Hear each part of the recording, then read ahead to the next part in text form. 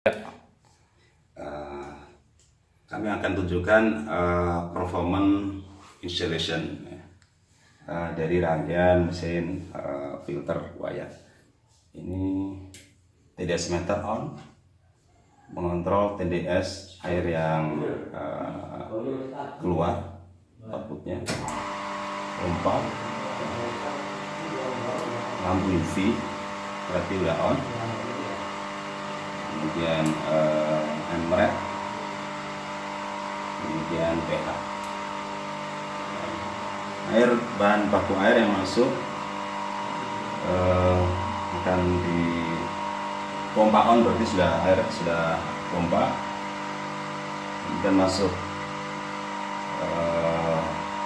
ion exchange, ada 2 tabung di situ, kation dan anion, kemudian karbon aktif di tabung yang terakhir, kemudian setelah itu akan masuk emret. Emret ini fungsinya memecah molekul air sebelum diinjek oleh oksigen. Diharapkan oksigen yang terikat, yang terlarut dalam air akan lebih maksimal. Emret berarti ini udah on.